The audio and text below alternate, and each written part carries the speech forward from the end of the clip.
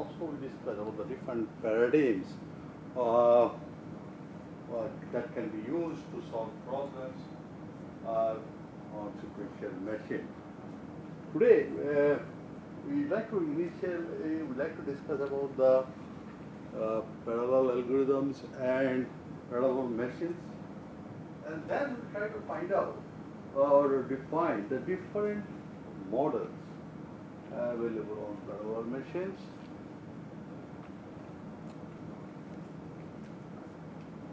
And finally, if time permits, then we'll discuss about one example, how to solve that problem on different machines. The problem we'll be considering for our study is, for example, finding the sum of n numbers, or maybe finding the minimum or maximum of n numbers. Okay.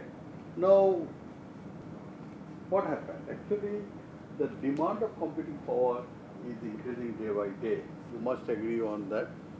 And the designer or architect, they try their best to improve the speed of the computers. If you observe last 30 years that they are trying their best to increase the speed of the computing power, and every 5 years what we observe, the speed of the computing speed of the machine is increased by 10 folds. But there is a limitation. Limitation is coming out because of the speed of the electronic component, and that can be used.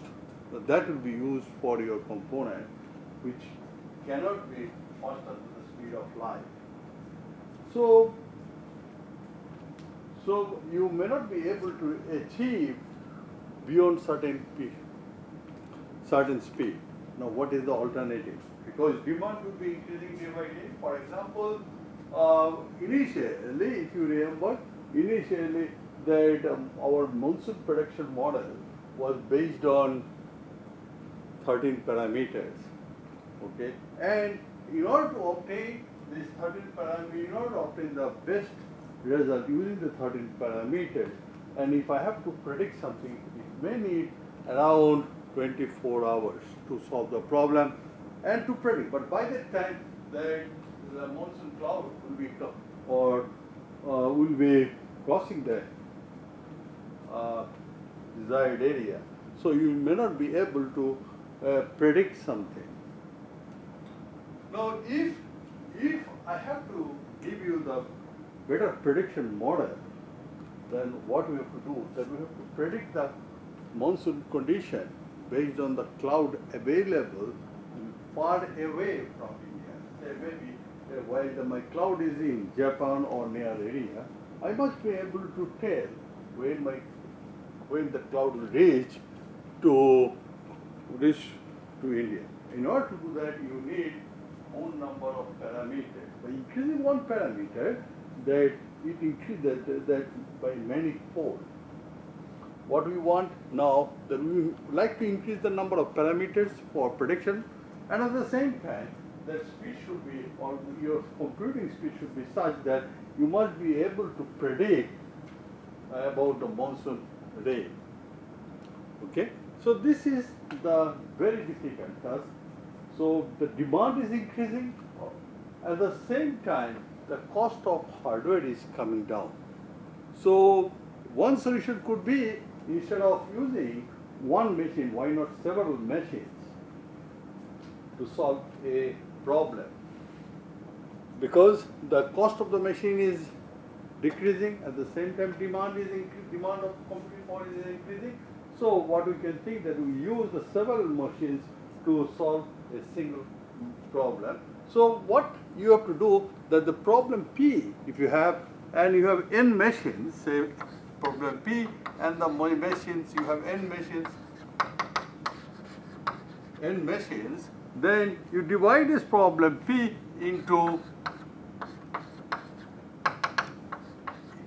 n subproblems, and the each PI subproblem is attached to the machine MI, and machine MI solves the subproblem PI, and similarly for all I, similarly P1 solves the subproblem P1 and so on. Say let it be S1 be the solution of subproblem P1, P2, and S2 is the solution of the subproblem P2, and Sn is the solution of the subproblem Pn.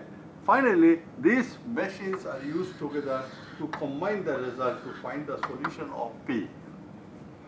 Okay, so that means you want to use the several machines to solve the problem simultaneously, and these each different machines, machines takes a subproblem and tries to solve this subproblem simultaneously and then combine the result to get the final solution. And this idea is basically gives you the idea of parallel machines. Now the algorithm you design for this parallel machine is known as parallel algorithms. Okay. Now what happens is some algorithms are inherently parallel. Some sequential algorithms are inherently parallel, and in that case problem is not that difficult, and you can easily divide these problems into the sub-problems, and that each process does the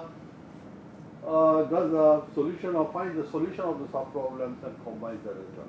Say for example, if I have to do the two-vector addition, say I have two vector and I want to add it. There are n machines. What I can do, this vector is divided into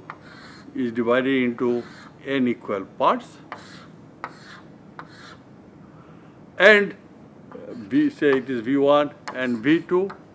Say this addition, this two vector addition is being done by P1 processor or P1 or M1 machines, and this is done by M2 machines, and this is done by Mn machines, right?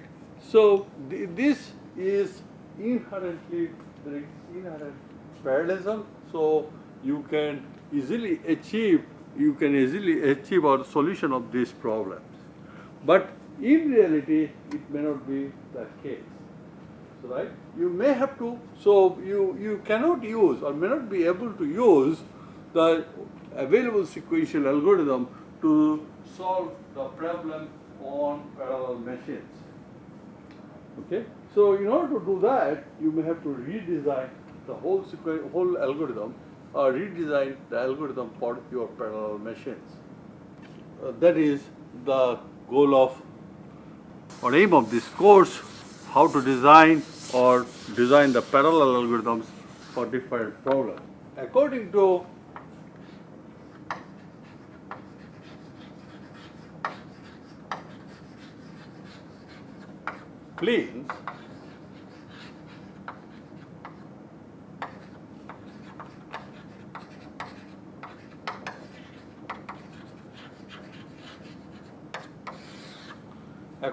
Flynn, that whole class of machines, computer can be divided into the 4 classes. These classes are based on stream of instructions or instruction streams,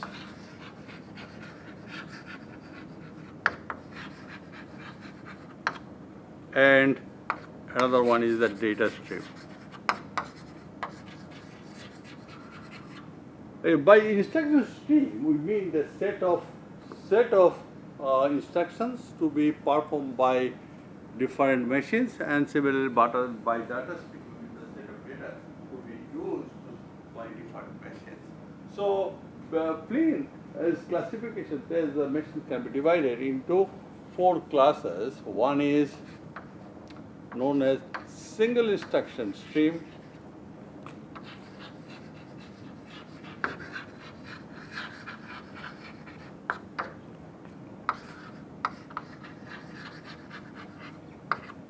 and single data stream.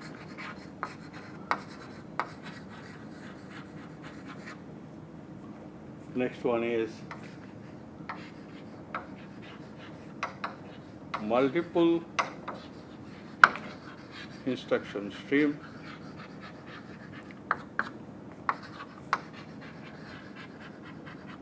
And single data stream.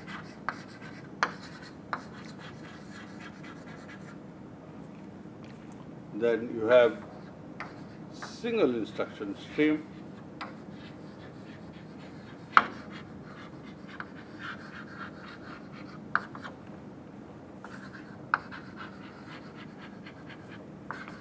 And multiple data stream.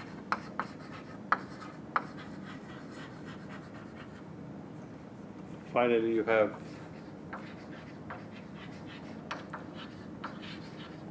multiple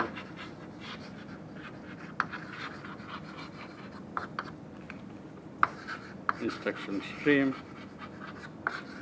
and multiple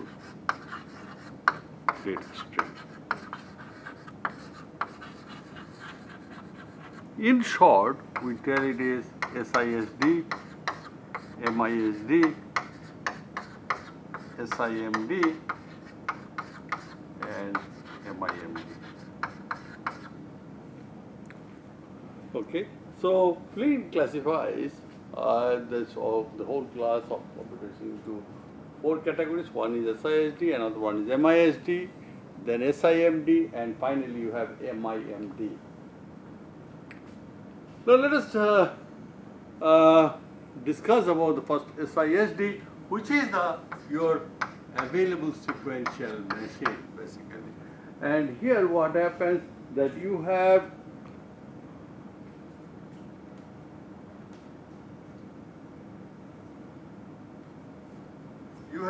one control unit, you have one processor,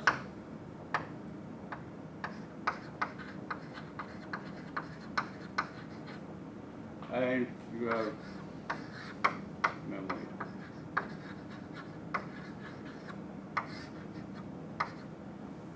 So the control unit broadcasts the processor to perform a stream of instructions. The processor gets the data from the memory and performs the operation and stores the result back to the memory. This is the simple structure of SISD, and usual sequential machine works on it. Now let us discuss about MISD. Now here what happens? You have several control units, C1, C2, C3, Cn, and you have processor P1 attached to control unit 1, control unit to this, and then you have P3 and you have Pn, and you have memory.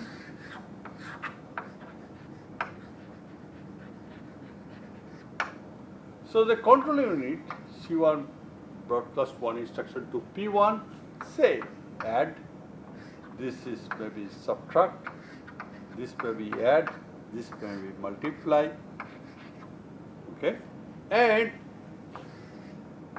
all the processors will get the data from the same memory locations. That is all the control units broadcast or send the instruction to processors different types of operations, but the operation has to be performed on the same data. And in reality, the application of such type of model does not exist, and as a result, this model dies on the spot. Now, let us consider the third model, which is SIMD. Here you have one control unit, and you have here processor P0, P1, P2, Pn. That control unit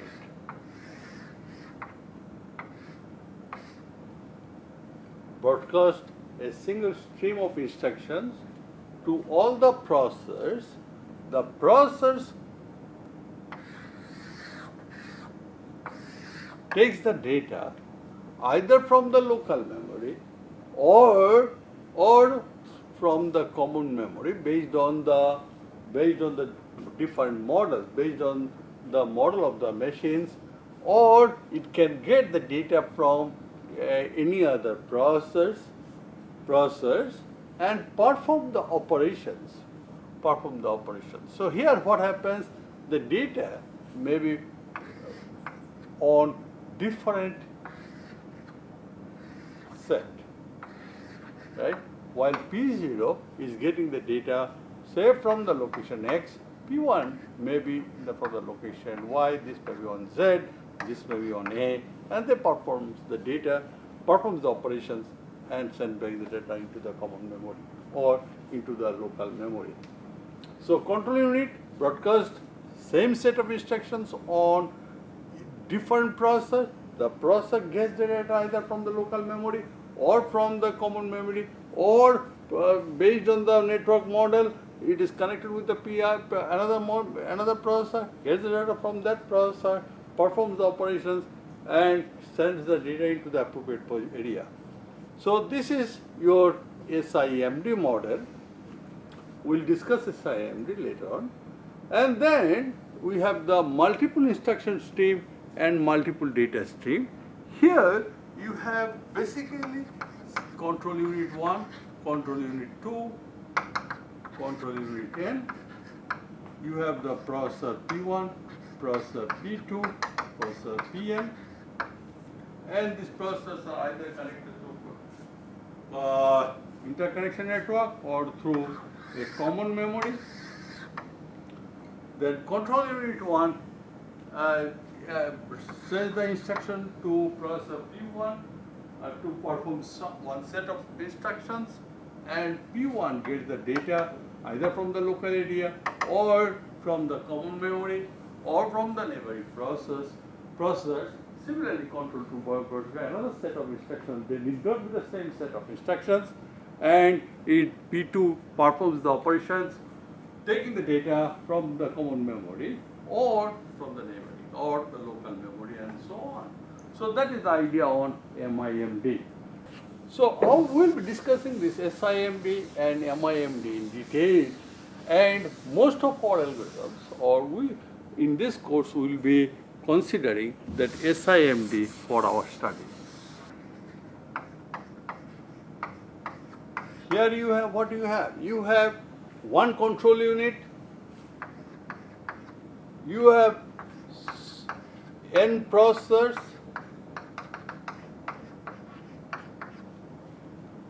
okay, and these processors are interconnected either through interconnection network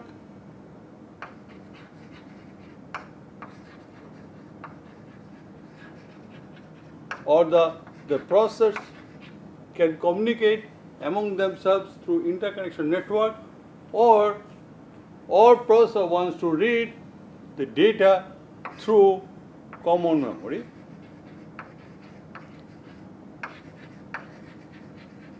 Okay, so you have one control unit, you have several processors. Okay, the control unit broadcasts the instructions to different processors. All the processors which are active, they take the data from the common memory, or they can get it through the data from the neighboring processor through interconnection network, performs the operations and stores the result into the desired area. Okay, the machine or model which is based on the common memory is known as shared memory. Is known as shared memory model. Shared memory model. And the machines you are looking for, or that is you have a control unit along with the end process, and this process can communicate among themselves through interconnection networks. Okay, that is interconnection based model. Interconnection based model. Now based on the different types of interconnection model, and you get the different types of machines, parallel machines. Now one could be model is which is known as P2P model. Is you have a control unit, you have PE0 and memory attached to it. You have PE1, ME memory is local memory, and you have PE n-1, ME n-1, and finally you have interconnection network.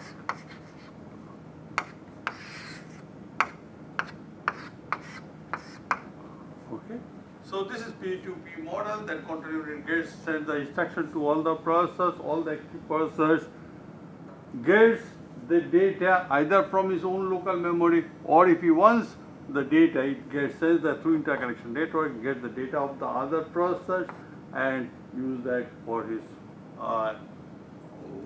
work. There may be another model which is known as P2ME model.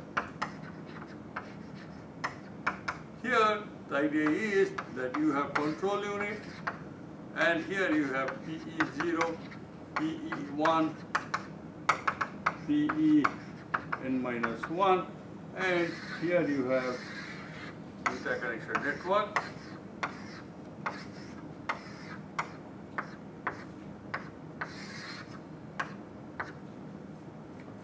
Interconnection network. Here you have ME0, ME1, ME n-1. So PE wants to get the data based on the instruction.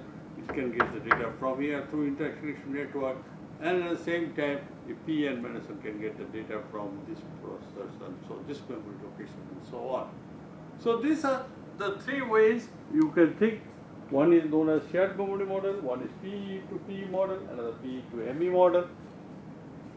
Now let us consider first the shared memory model for detailed discussion. Here you have n processors. N processors are numbered as P0, P1, P2, Pn-1. Control unit uses this n processors, and these processors can be made active or inactive by setting the mask. All the active processors are allowed to perform the operations, taking the data from the common memory and send the results back to the common memory. Only here, based on the different structure, we can classify the shared memory into the four groups. One is known as concurrent read, which is the weakest model. Concurrent read, concurrent write model,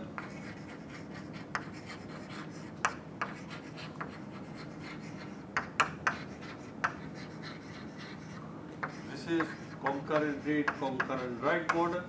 Next one is concurrent read, exclusive write model.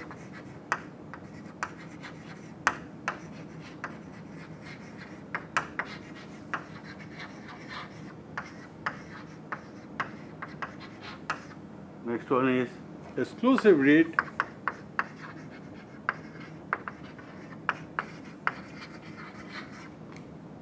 concurrent write model,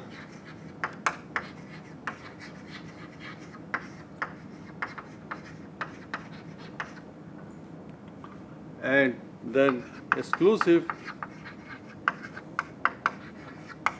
read, exclusive write model.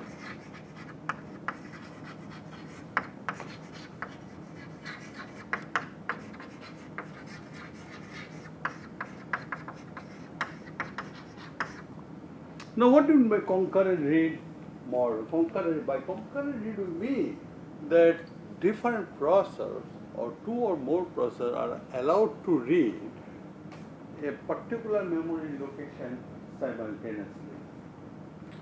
Okay, and by exclusive read, I mean that no two processors are allowed to read at a particular memory location simultaneously. Similarly, concurrent write means that two or more processors are allowed to write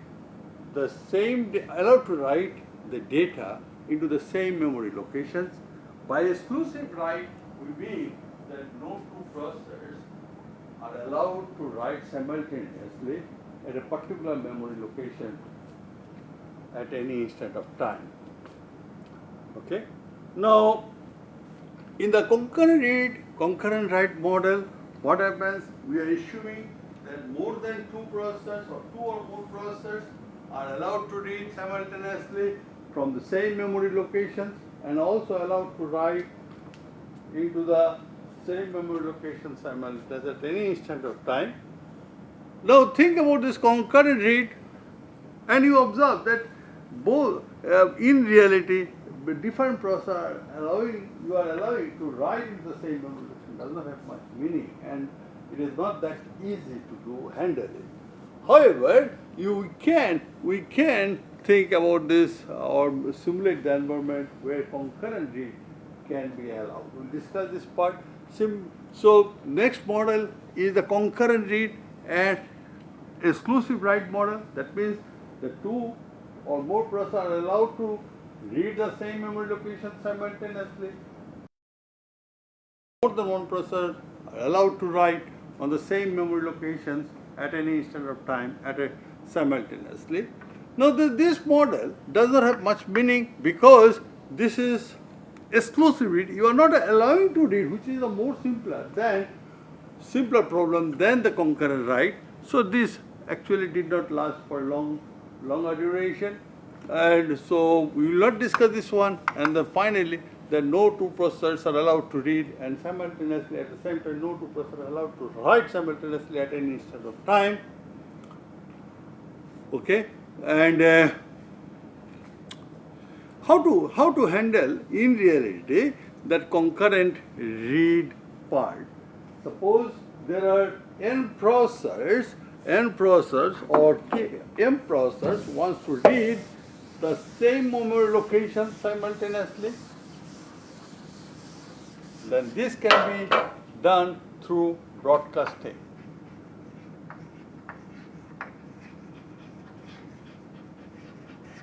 That is, suppose P0, P1, P2, P3, P4, P5, P6, P7, simultaneously they want to read the location L. What we will do, that P0 first reads L and writes into the location say B1. Now P1 reads L, P2 reads B1 simultaneously,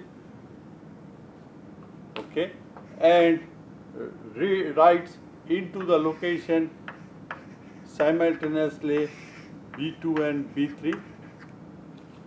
Now P3 reads the data from L, P4 reads the data from B1, P5 reads from B2, and P6 reads from B3, and they can write into B4, B5, B6, and B7, and so on. So can you tell me how much time you need to broadcast or to read this N process, the location L? What is the time you need to read the content of location L by N process? Yes, the time will be ordered. First time only one processor, second time two processors will be reading the location, third time four processors, fourth time 8 processors, and so on. So basically you can find that after log n iterations, after order log n iterations, that all the processors, all the n processors will be able to read the location L. Yes. So even you do not have the opportunity to design the model of concurrency, but through broadcast we can handle the situation. Agreed? Now what about the how to handle this concurrent write part? Now there are different models exist for concurrent write. It is that one possible thing is that suppose n processor wants to write simultaneously at a particular locations.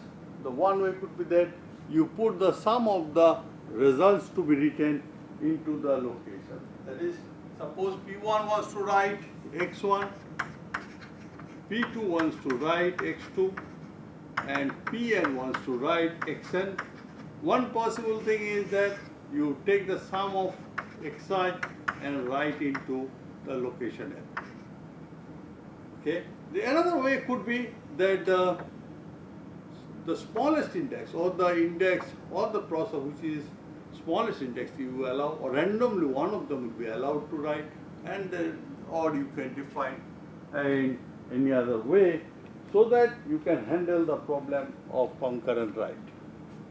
Now let us discuss some of the models based on the network connections, interconnection based.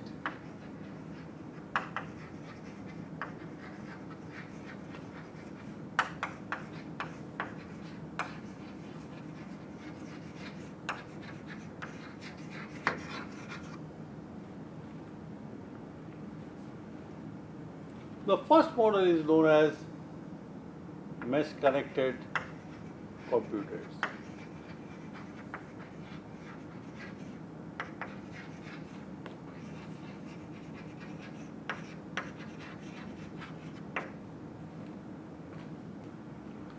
Suppose you have n processors, P0, P1, Pn minus 1. This is the n processors you have.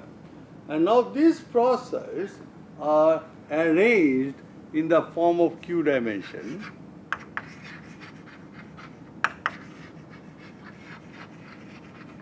Q dimension.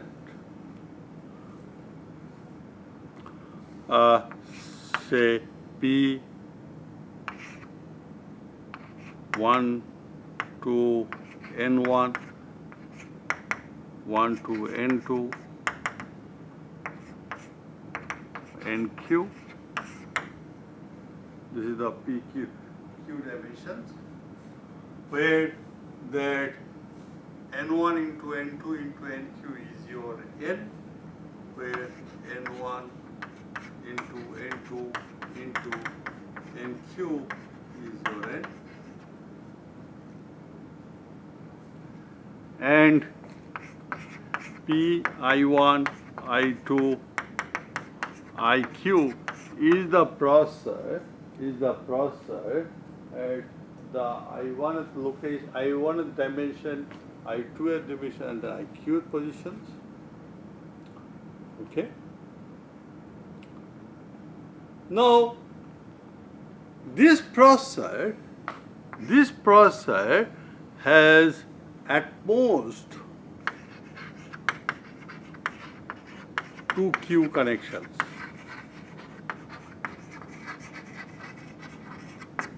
That is P I1, I2, IQ is connected with is connected with P I1, I2, Ij plus minus 1 IQ. Okay, for all j. For all j. J equals to 1 to q. So Pi1, I2, it is the index. It is the index of the processor I1, I2, IQ. It is connected with Pi1, Pi2, Pij plus minus 1 provided they exist.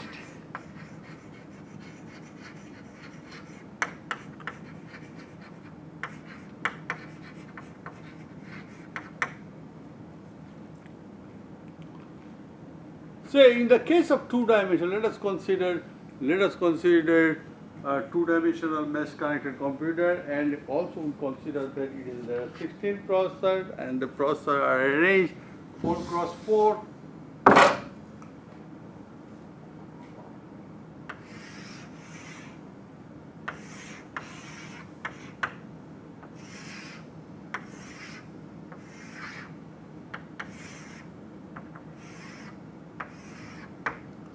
This is the 4 cross 4 processors, and you have say P11, P12, P13, P14, P15,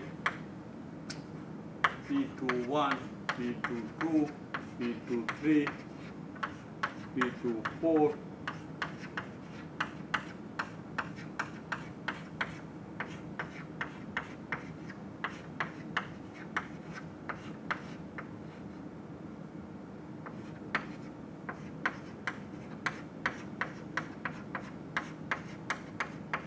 so these are the 16 processors. Now what we are telling, P11 is connected with P1 plus 1, plus 1 plus 1.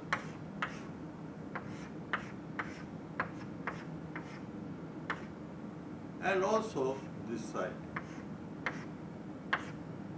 This connection is bidirectional, that's why it is taking plus minus sign. Okay. So this is the today mesh connected computers. Now here you observe the processors what we are putting, they are Pij form. But in reality, processors are numbered 0, 1, 2 up to n minus 1. So there is a need of introducing some indexing scheme so that Pi can be mapped onto Pjk. Okay. So there are several schemes exist for this type of indexing. One is known as row measure indexing scheme.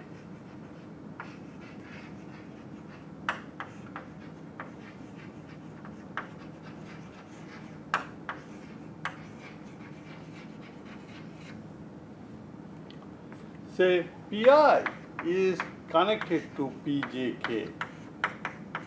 Pi is connected. Pi is the processor with index I, and Pjk is the processor in the jth row and column and kth column.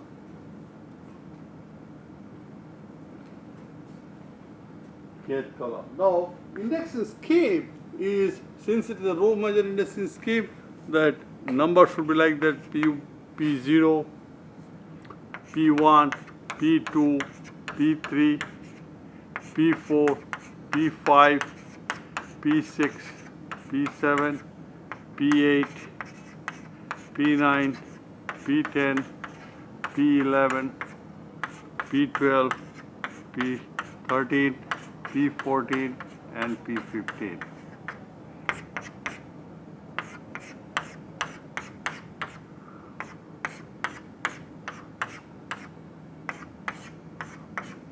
Right? So we have to find out the relationship between, say, P32 should point to P9, or P9 should occupy the position or the processor at the third row and the second column. So what is the relationship between I, J and K? I is equals to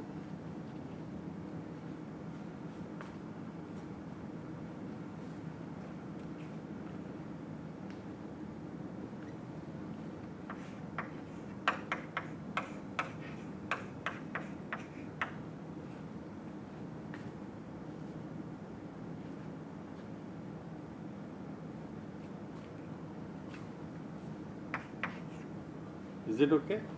That is, when j is equals to 1, k is equals to 1, then it becomes 0, I is equals to 0.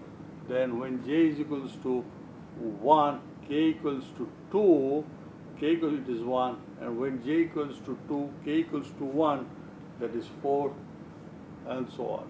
So this is the relationship between I and j and k.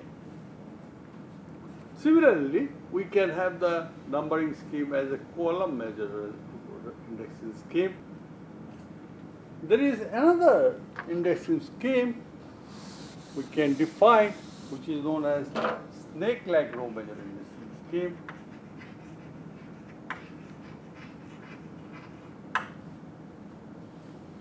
In the snake-like row measure indexing scheme, the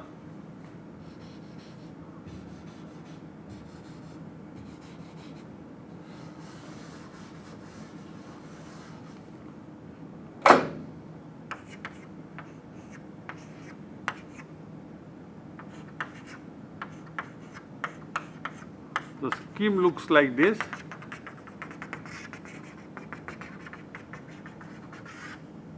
Okay, that is in the form of snake or rope. And in that case, what should be the relationship between Pi and Pjk? Relationship between Pi and Pjk. Now you observe that when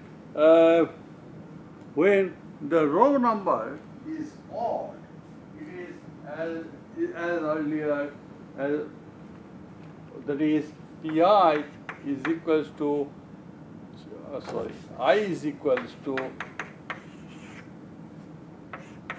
j minus 1 n plus k minus 1 if j is odd. Agreed? Now if j is even, then what? Is it, can I write j minus 1 into n plus n minus k? Let us see. When 2, 1, that is 4 plus, yes, 4 minus 1 is 3, 4 plus 3 is 7, and then when it is 2, 4, then this becomes 0 and this is 4, yes.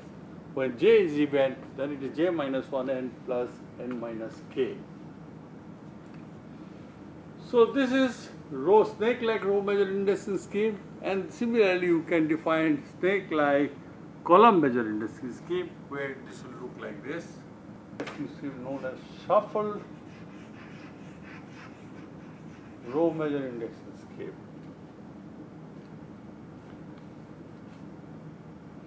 Suppose the processor Pi occupies the Pjk positions in the row measure indexing scheme. Suppose processor Pi occupies in the location Pjk, that means that is the jth row and the kth column of the row measure indexing scheme.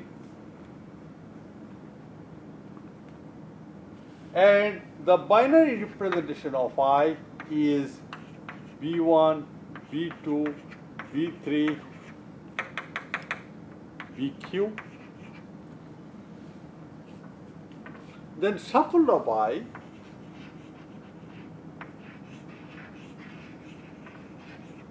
is defined by B1, BQ by 2 plus 1, B2, BQ by 2 plus 2, BQ by 2. Okay. Then what we will do? that if it is I dash, then Pi dash occupies the location of Pjk in the shuffle row measure index scheme. Okay? The idea is, suppose Pi occupies Pjk, that means jth row and kth column of the two-dimensional array under the row measure indexing scheme, and I, if I convert it in the binary representation of it is B1, B2, B3, BQ by Q, then we define the shuffle of I as B1, BQ by 2 plus 1, B2, BQ by 2 plus 2, and BQ by 2. Then this is I dash, so Pi dash will be occupying the position of jth row and the kth column. Row measure indexing scheme: P0, P1, P2, P3, P4, P5, P6, P7, P8, P9, P10, P11,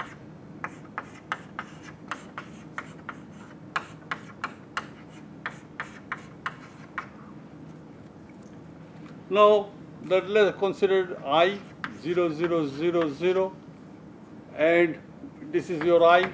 What is your I dash? I dash is same thing, 0, 0, 0, 0. You have 0, 0, 0, 1.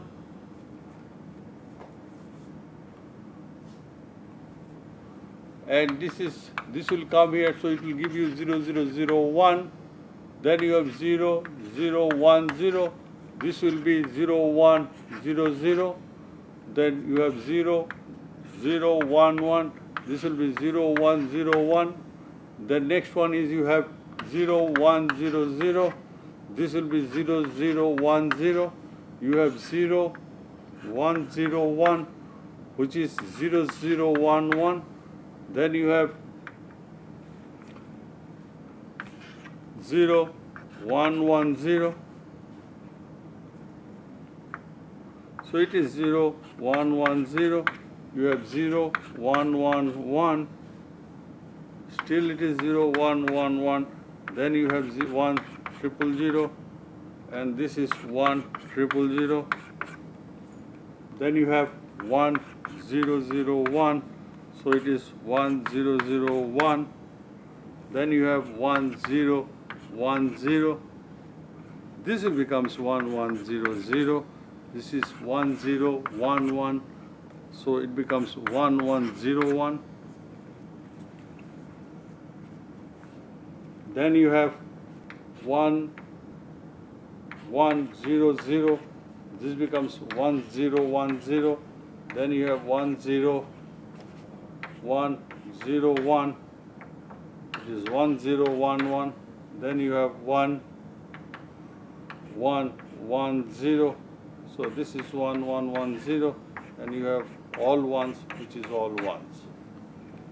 Okay. So in that case, the shuffle row measure indexing scheme becomes is P0, P1,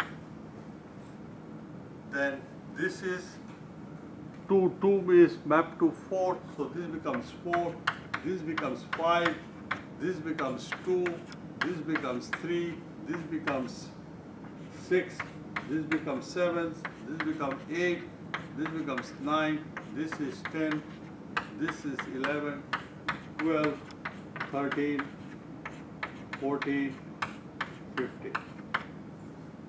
So basically, you can think about this way. So in generalized form,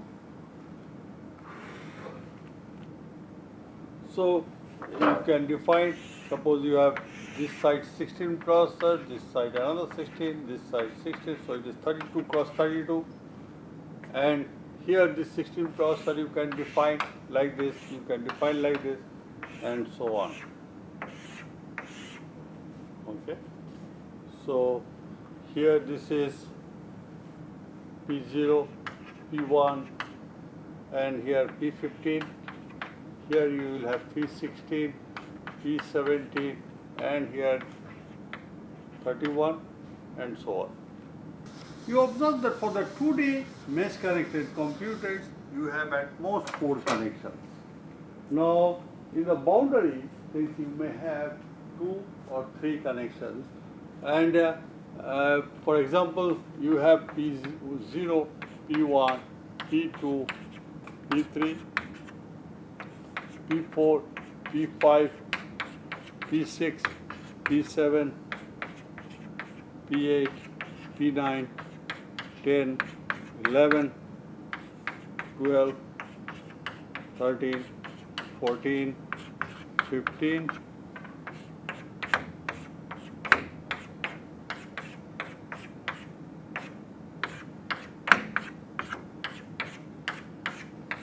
so P9 you observe there exist 4 connections, but in the case of P0 you will have the 2 connections, while P8 is having 3 connections and so on.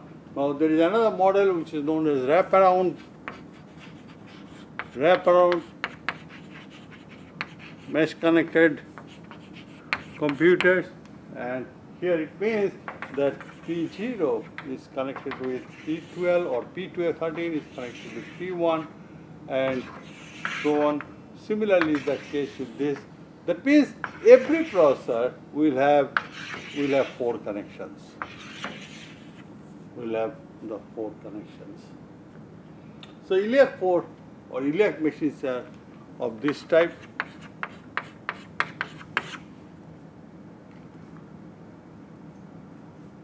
And this model, even though it looks a little complex, but it has the homogeneity. So it is easy to understand or implement the algorithms on this model. You remember here for Q dimension mesh connect computer you need the 2 Q connections. Now the next model is known as perfect shuffle computers.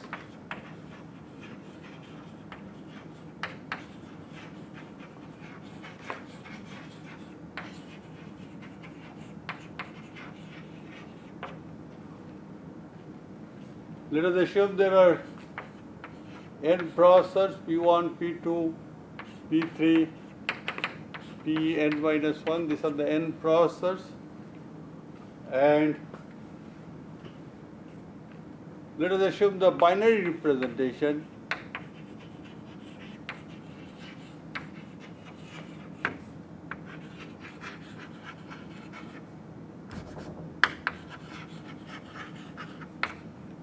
of I.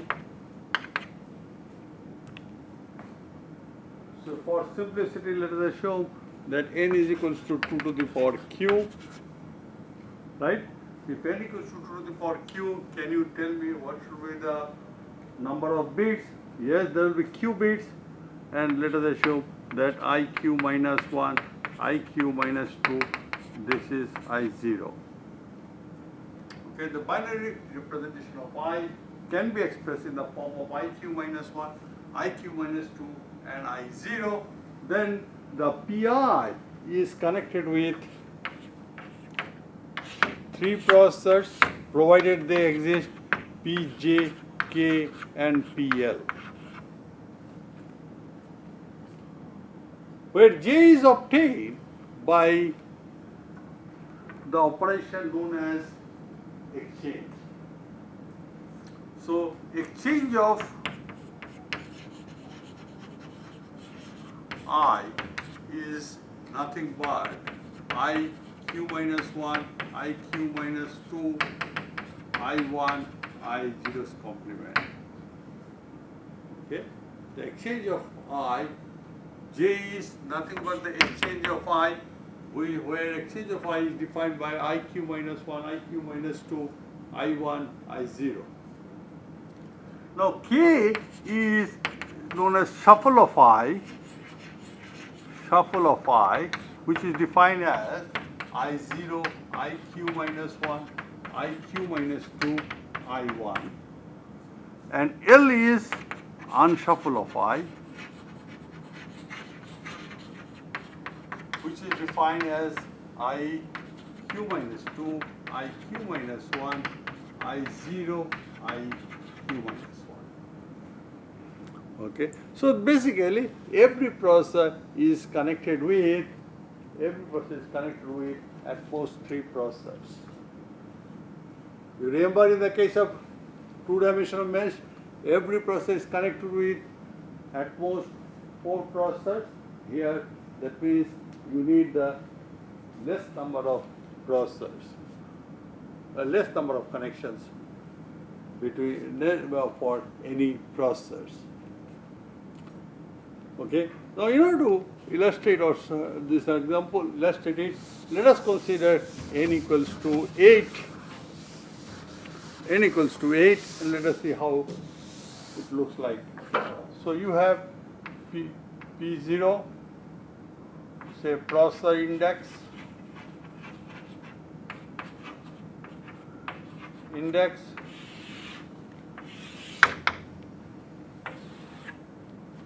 0, 1, 2, 3, 4, 5, 6, 7. This is the 8 processor we have taken. Then you have to obtain J, which is exchange operation, exchange of I. You have K, which is nothing but shuffle of I. And you have L, which is unshuffle of I. Okay, so exchange of I is 1. This is nothing but 000. This is nothing but 001. This is 010, 011, 100, 101, 110, and all ones. So exchange is nothing but this is 0, this is 3, this is 2, this is 5, this is 4, this is 7, and this is 6. Shuffle of I, this is 0, this is 4, this is 1, this is 5, this is 2, this is 6, this is 3, this is 7.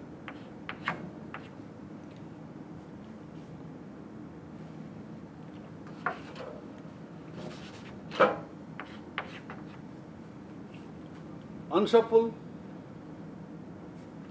this is 0,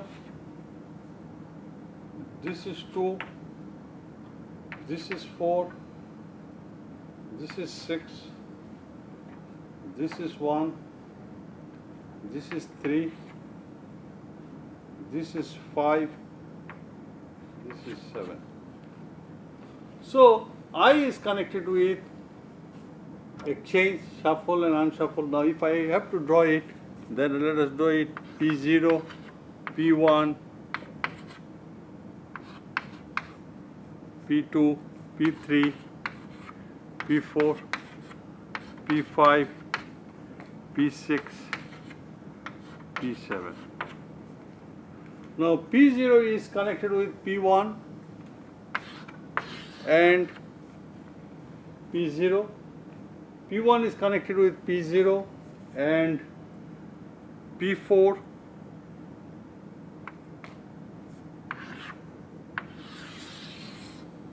P4 and P2. P2 is connected with P3, P1 and P4. P3 is connected with P2, P5 and P6.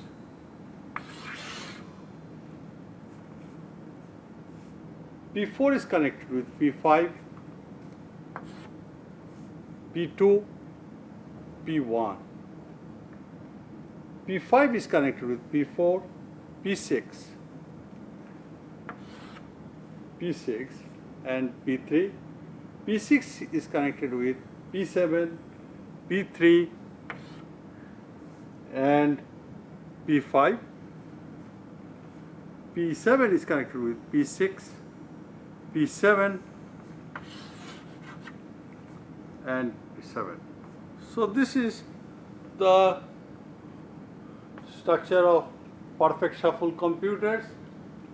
Now here you observe that one thing I want to tell you, that perfect shuffle computers, not only it has the less number of connections, it is based on the two important properties.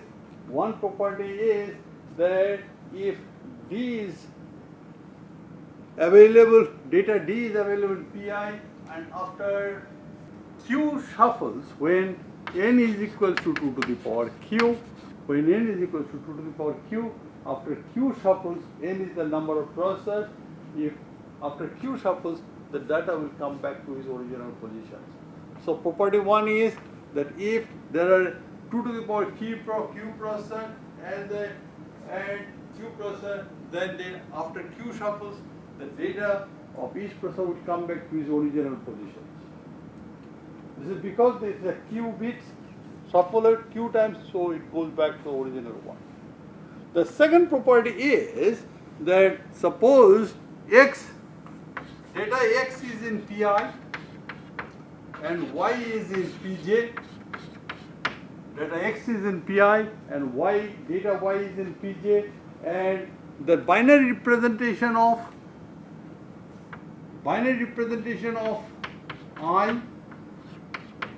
and binary representation of J, they differ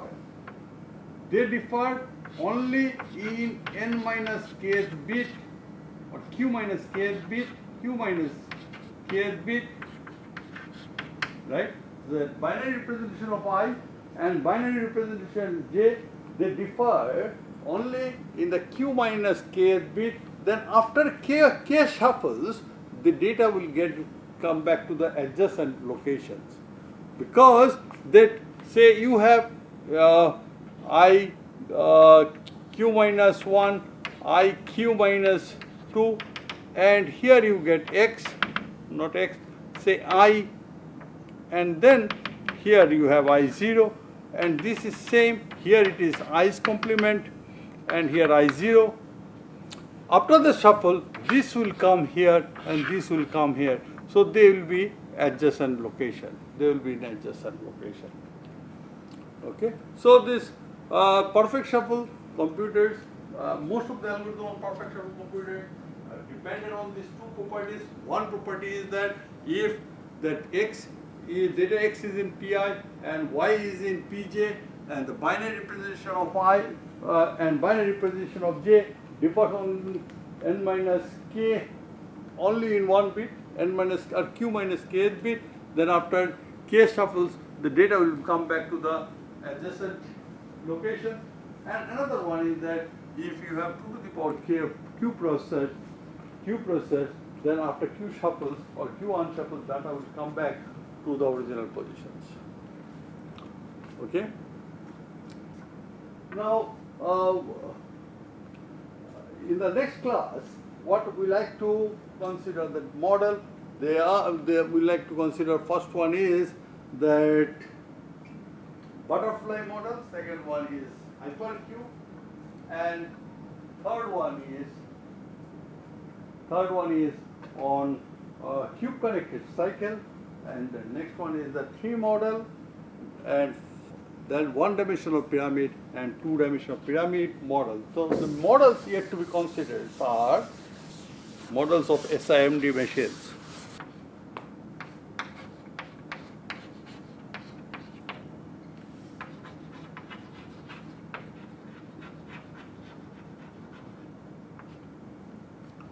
We have already covered mesh connected perfect shuffle computers.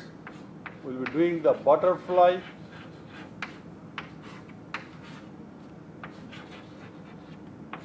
hypercube,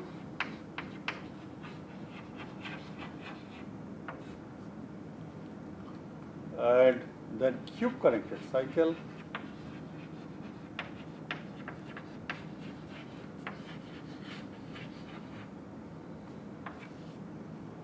tree,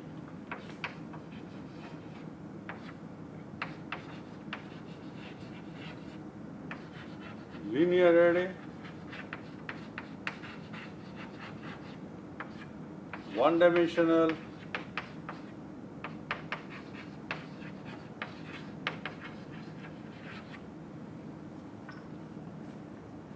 pyramid model, and then you have two-dimensional pyramid models.